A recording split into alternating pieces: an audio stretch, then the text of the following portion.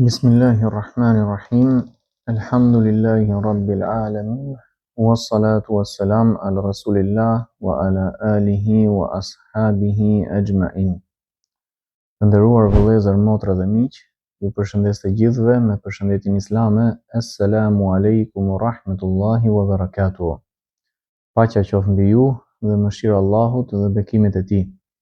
Jemi në vazhdim të zhvillimit të projektit të librave. Jemi në vazhdim të trajtimit të lëndës së hadithit. Jemi në vazhdim të trajtimit të librit Ma'alimus Sunna an-Nabawiyya, pra gjurmët e traditës profetike, të shoqëruar me komentet e haditheve të sakta përkatëse. Jemi në vazhdim të komentit të hadithit të parë tek temat e akides dhe më konkretisht te kapitulli që flet për shtyllat e islamit dhe imanit. Thot autori në vazhdim, el-mes'alatu ar-rabi'a fi bayan al-as'ilati al-warida ala hadha al-hadith. Çështja e katërt në sqarimin e pyetjeve që janë bërë rreth këtij hadithi. Kjo vjen menjëherë mbas dobive që i trajtuam në herën e kaluar. Al-awwalu ma qil ma wajhu al-hasr fi hadhihi al-khamsa. E para është thënë cili është kuptimi i kufizimit të fesë në këto 5 gjëra. Wa ujiba bi anna al-ibadata imma qawliya wa hiya ash-shahada aw ghayru qawliya fa hiya imma tarki wa huwa as-sawm aw fi'li wa huwa imma badani wa huwa as-salah aw mali wa huwa az-zaka aw murakkab minhuma wa huwa al-hajj. Është përgjigjur adhurimi ose është me fjalë dhe ai është dëshmia, domethënë shahadeti, ose jo me fjalë. Ky i fundit ose është lënie dhe ai është agjërimi, ose është veprim. Veprimi ose është trupor dhe ai është namazi, ose pasuror, domethënë që ka lidhje me pasurinë dhe ai është zakati, ose i përbër nga të dyja dhe ai është haxhi. Ath-thani ma qil ma wajhu at-tartib bainaha. E dyta është thënë cili është shkaku i kësaj renditje mes tyre. Wa ujiba bi anna al-waw la tadullu ala at-tartib walakin al-hikma fi adh-dhikri anna al-iman aslun lil-ibadat fata'ayyana taqdimu thumma as-salah li'annaha imadu ad-din thumma az-zakah li'annaha qarinatu as-salah fi kitabillahi ta'ala ثم الحج للتغليظات الواردة فيه ونحوها فبالضرورة يقع الصوم آخرا. Është përgjigjur shkronja waw, që do të thënë dhe në arabisht, nuk tregon domosdoshmërisht renditje, pra që njëra të vijë mbas tjetrës, mund të jetë edhe thjesht shoqërim pa një renditje të caktuar. Por urtësia në përmendje është se besimi është baza e adhurimeve, prandaj duhet të përmendej i pari, pra që nënkuptohet nga shahadeti. Pastaj namazi, sepse ai është shtylla e fesë. Pastaj zakati, sepse ai përmendet bashkë me namazin në librin e Allahut të lartësuar. Pastaj haxhi, për shkak të theksimeve të forta që kanë ardhur rreth tij dhe të ngjashme me to, kështu nga domosdoshmëria agjërimi mbetet i fundit. Ath-thalithu ma qil الإسلام هو الكلمة فقط ولهذا يحكم بإسلام من تلفظ بها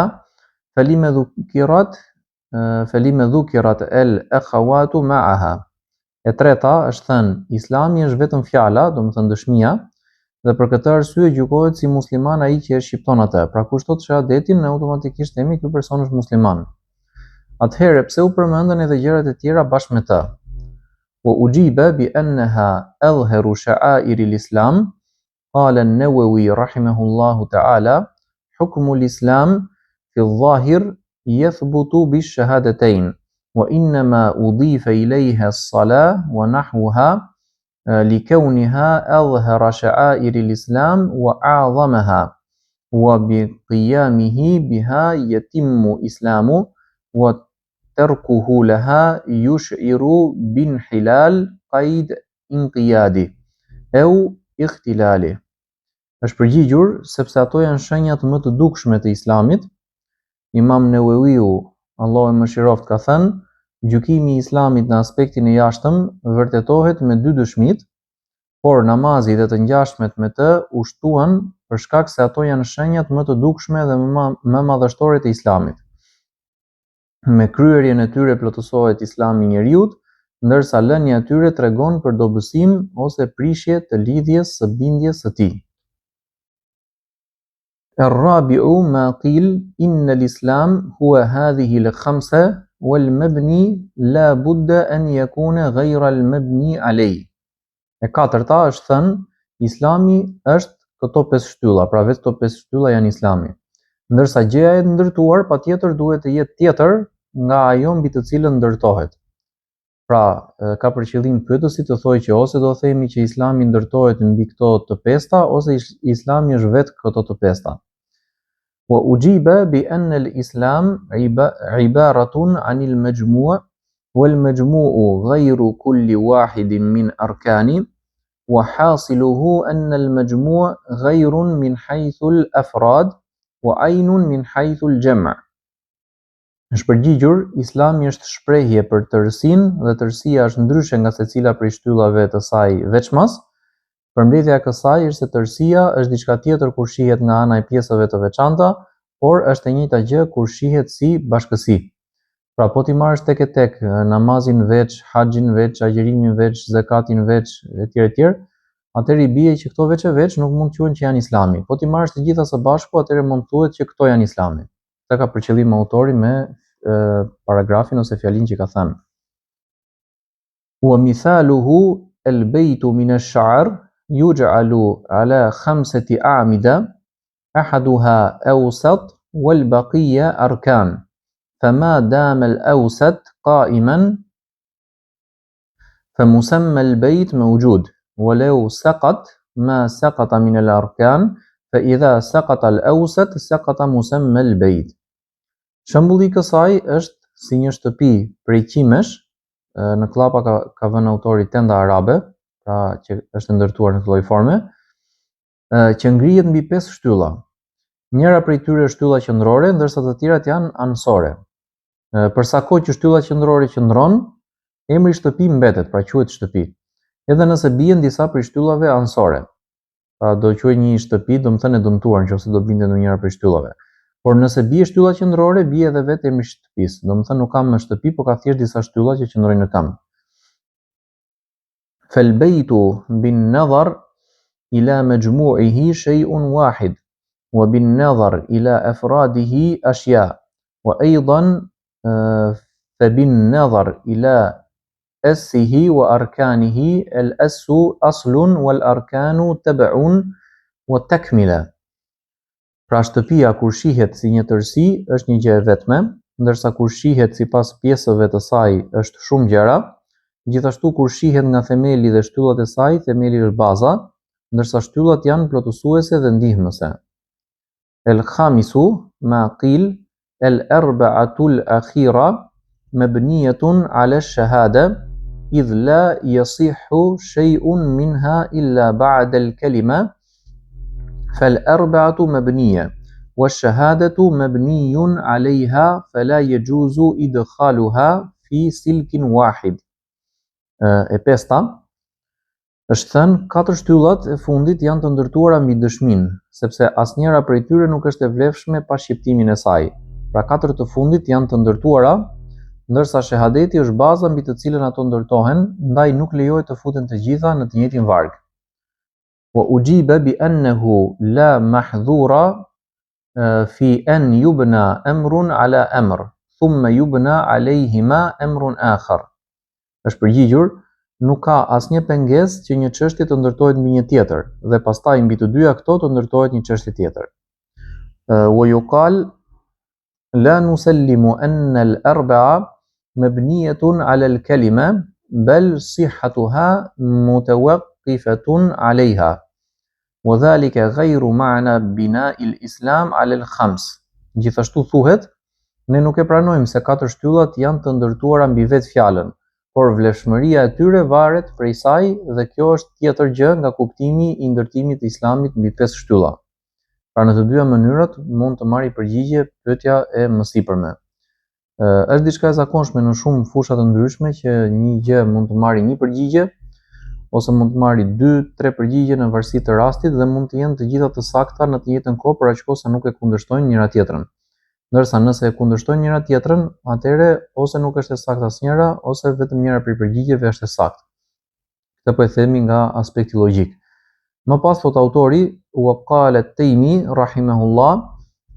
rahimahullahu ta'ala qawluhu buniya al-islamu ala khams كان ظاهره أن الإسلام مبني على هذه وإنما هذه الأشياء مبنية على الإسلام لأن الرجل ما لم يشهد لا يخاطب بهذه الأشياء الأربعة لو قالها فإنا نحكم في الوقت بإسلامه ثم إذا أنكر حكما من هذه الأحكام المذكورة المبنية على الإسلام حكمنا ببطلان إسلامه. At-Taymi, Allahu i mëshiroft, ka thënë lidhur me fjalën e profetit sallallahu alaihi wasallam, Islami është ndërtuar mbi 5. Kuptimi i jashtëm i saj është se Islami ndërtohet mbi këto të 5-ta. Mirë, po në të vërtetë këto gjëra ndërtohen mbi Islamin sepse njeriu përderisa nuk dëshmon, nuk obligohet me këto 4 çështje. Nëse ai e shqipton shahadetin, ne menjëherë gjykojmë për Islamin e tij. Pastaj nëse mohon ndonjë prej këtyre dispozitave të ndërtuara mbi Islamin, gjykojmë për pavlefshmërinë e Islamit të tij. Për shembull të thojë që nuk është detyrë namazi, apo zakati, apo agjerimi, apo haxhi. Edhe nëse ai e thot shahadetin duke pretenduar se është maksimalisht i bindur. إلا أن النبي صلى الله عليه وسلم لما أراد بيان أن الإسلام لا يتم إلا بهذه الأشياء ووجودها معه جعله مبنيا عليها ولهذا المعنى سوى بينها وبين الشهادة وإن كانت هي الإسلام بعينه. Mirë, po profeti sallallahu alaihi wasallam kur deshi të sqarojë se Islami nuk plotësohet pa këto gjëra dhe pa ekzistencën e tyre bashkë me të, e paraqiti Islamin si të ndërtuar mbi to. Për këtë arsye i barazoi ato me shahadetin, edhe pse vetë shahadeti është vetë Islami në thelb. Qala al-Kirmani hasilu kalamihi أن المقصود من الحديث بيان كمال الإسلام وتمامه فلذلك ذكرت هذه الأمور مع الشهادة لا نفس الإسلام وهو حسن. El-Kirmani ka thënë, përmendja e fjalës së tij është se qëllimi i hadithit është sqarimi i përsosmërisë dhe plotësimit të Islamit. Për këtë arsye, këto çështje u përmendën bashkë me shahadetin dhe jo se ato janë vetë Islami. Ky është një shpjegim i mirë. Pra këtë fjalën ky është shpjegim i mirë e ka përmendur autori që ne po trajtojmë. لكن قوله ثم إذا أنكر حكما من هذه حكمنا ببطلان إسلامه ليس من البحث إذ البحث في فعل هذه الأمور وتركها لا في إنكارها وكيف وإنكارها كل حكم من أحكام الإسلام موجب للكفر فلا معنى للتخصيص بهذه الأربعة. Por fjala e tij, thot autori, pastaj nëse mohon ndonjë prej tyre, gjykojmë për pavlefshmërinë e Islamit të tij, nuk lidhet drejt për drejt me temën e diskutimit, pra në lidhje me këtë hadith, sepse diskutimi këtu është për kryerjen ose lënien e këtyre veprave dhe jo për mohimin e tyre. Pra që të mos i konsiderosh këto vepra fare për Islamin, për shembull. Çdo mohim i dispozitave të Islamit është shkak për kufrin, atëherë kur njeriu ka argument të qartë që ajo gjë ka filan gjykim, për shembull, i di shumë mirë ajetet, hadithet dhe fjalët e dietarëve në lidhje me ndalimin e alkoolit dhe prapë thotë që alkooli është i mirë. Pra këtë ka për qëllim autori. Prandaj thotë nuk ka kuptim veçimi i këtyre 4 gjërave. Pra realisht, edhe të mohosh çështjen e alkoolit, edhe pse s'është përmendur në hadith, kjo quhet kufër vetvetiu kur ti e di. Edhe të mohosh një çështje tjetër që ti e di, prapë quhet kufër. Pra nuk ka kuptim që të veçosh vetëm mohimin e namazit apo mohimin e zakatit apo shtyllave të tjera të Islamit si kufër, sepse dhe ato që nuk janë shtylla prapë e bën njeriu që të bëj kufër ose të mohoj, të quhet i dal nga feja islame. Më pas, qala al-Jami'u, afa Allahu ta'ala an, وأيضا قوله لا يخاطب فيه النظر إذ هذا مذهب مرجوح فالحق أن الكافر مخاطب بفروع الشريعة فكان الأولى أن يعبر بقوله فلا يعتد بهذه الأشياء. Autori, Allahu i lartësuar e falt, tha: Gjithashtu fjala e tij nuk ngarkohet në klapa me degët e fesë, ka vend për shqyrtim, sepse ky është një mendim i dobët. Pra kështu e konsideron autori që ne po shqyrtojmë si mendim të dobët. Ndërkohë unë personalisht e konsideroj si mendimin e saktë këtë gjë, që autori konsideron si mendim i dobët. Bazuar domethënë mbi fjalë të tjera të dietarëve, të cilat i kemi dëgjuar deri tani. Pra e vërteta thot autori është se jo besimtari ngarkohet edhe me degët e shariatit. Prandaj më përshtatshme do të ishte të shprehej duke thënë nuk merren parasysh këto gjëra e tjera. Për mendimin tim, jo besimtari nuk ngarkohet me degët e tjera të shariatit, por ngarkohet vetëm me besimin, me pranimin e Islamit. Në momentin që pranon Islamin, pastaj fillon të ngarkohet me gjërat e tjera. Pra ekzistojnë të dy opinionet tek dietarët dhe shikuesve ja lëm në dorë që të zgjedhin atë që e konsiderojnë si më të saktë. Walil aini اعتراض على كلام الكرماني المذكور تركت ذكره لعدم جدوى فتنته والله تعالى أعلم. Thot autori edhe El Aini ka kundërshtim ndaj fjalës së përmendur të El Kirmanit, por unë e lash pa e përmendur sepse nuk ka dobi nga hapja e debatit të tij, Allahu i lartësuar e di më së miri.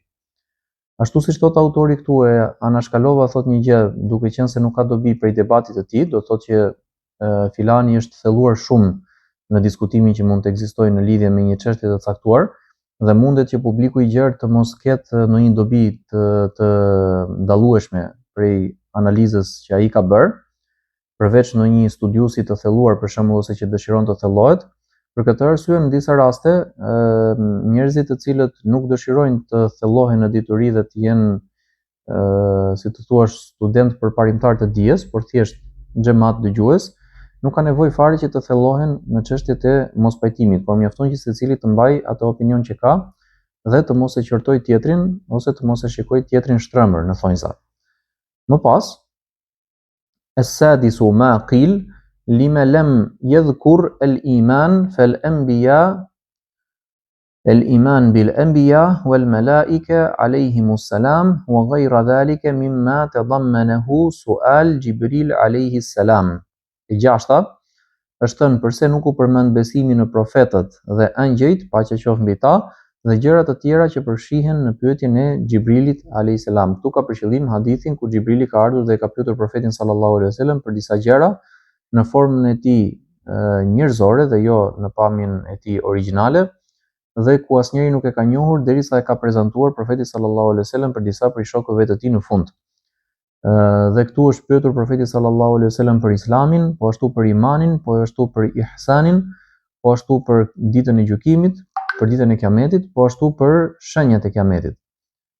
Ky është hadith i njohur dhe një prej haditheve më gjithëpërfshirës dhe më bazik dhe më të rëndësishëm të fesë, dhe kësaj i referohet autori në fjalin që po trajtohet. Më pas thot autori, ujibe bi anna al-murad bi shahada tasdiqu ar-rasul sallallahu alaihi wasallam fima jaa bih fayalzamu jami' ma dhukir min al-mu'taqadat.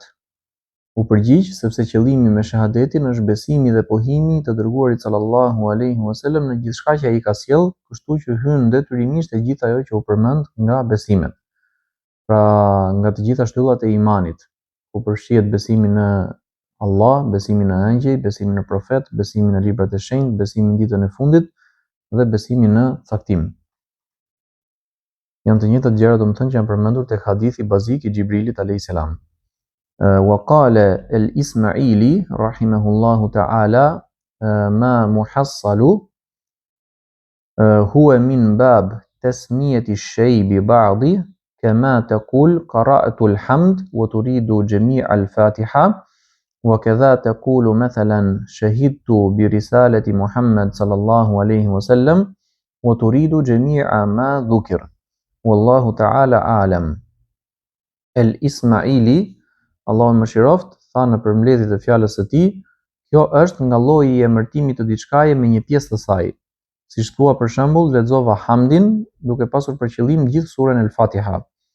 Po kështu thua, dëshmova për profecinë e Muhamedit sallallahu alaihi wasallam duke pasur për qëllim gjithçka që është përmendur.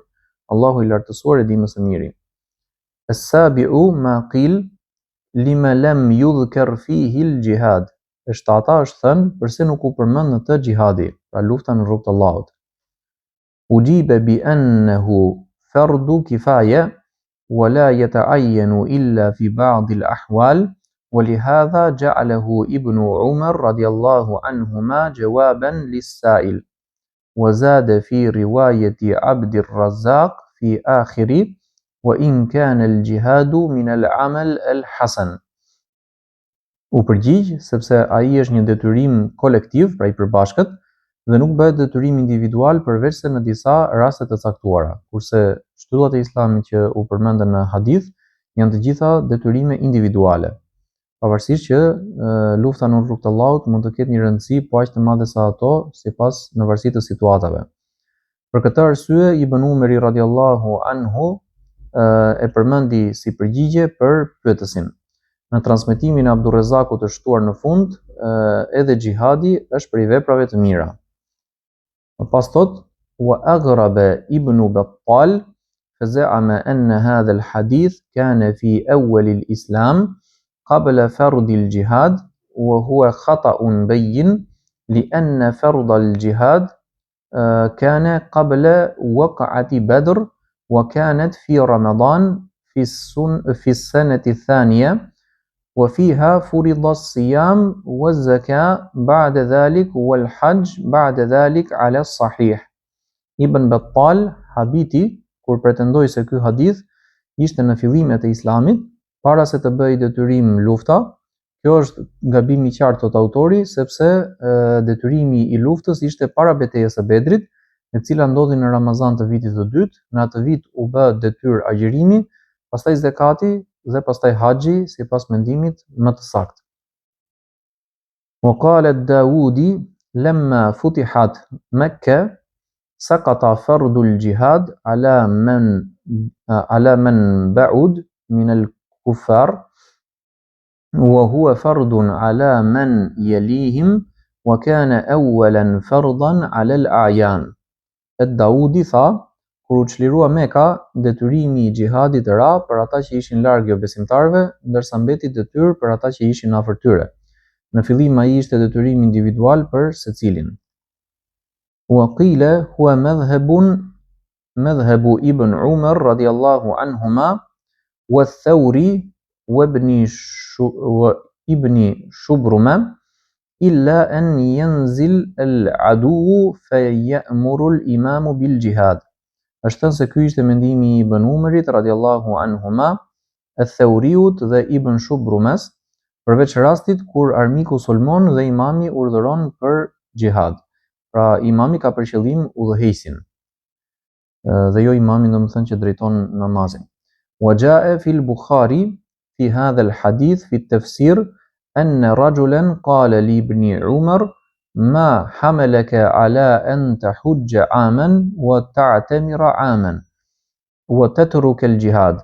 Gjithashtu në Sahihun e Buhariut në kapitullin e tefsirit lidhur me këtë hadith, përmendet se një burr I tha Ibn Umerit radiallahu anhuma, çfarë të shtyn që një vit të shkosh në haxh dhe një vit në umre, ndërkohë që e lë xhihadin. ورواية عكرمة ابن خالد الآتية في أولها أن رجلا قال لابن عمر ألا تغزو فقال إني سمعت رسول الله صلى الله عليه وسلم يقول إن الإسلام بني على خمس. Transmetimi I Ikrime ibn Khalid, që vjen në fillim të saj, se një burr I tha Ibn Umerit, a nuk del në luftë? Ai tha, unë kam dëgjuar të dërguarin e Allahut sallallahu alaihi wasallam duke thënë, me të vërtetë Islami është ndërtuar mbi 5. فهذا يدل على أن ابن عمر كان لا يرى فرضيته إما مطلقا كما نقل عنه أو في ذلك الوقت والله تعالى أعلم بالصواب وإليه المرجع والمآب. Jo tregon se Ibn Umeri nuk e shikonte si detyrim këtë gjë, ose në mënyrë absolute, ose siç edhe është transmetuar prej tij, ose të paktën në atë kohë. Allahu i lartësuar e di më mirë të vërtetën dhe tek ai është kthimi dhe përfundimi. Pra, në çështje të ndryshme të fesë, veçanërisht në lëndën e fikut, mund të hasen mendime të ndryshme midis dietarëve të kohëve të ndryshme për të njëjtën çështje, dhe siç tham, kjo është një gjë që më së shumti takon studiuesve për t'i njohur dhe për t'i krahasuar me njëra tjetrën dhe për të mbajtur një qëndrim se kë shikojnë si më të saktën, ndërsa shumica e xhamatlinjve të thjesht mjaftohen duke ndjekur atë që ata dinë, domethënë prej atyre mendimeve dhe duke mos e armiqësuar çdo që ka mendim të ndryshëm prej tyre në një çështje të caktuar. Përkundrazi, duke mbajtur një edukat dhe një sjellje shembullore. Dhe kjo kërkohet në çdo rast, jo vetëm në rastet e mospajtimeve. Me këtë ne e mbyllim ligjëratën e sotshme për të vazhduar në videot e tjera të kësaj serie dhe të serive të tjera inshallah, duke i kujtuar shikuesit që të na ndihmojnë me nga një subscribe, like dhe share. Ju përshëndesim të gjithë. Subhanakallahumma wa bihamdik wa ashhadu an la ilaha illa anta wa astaghfiruka wa atubu ilayk.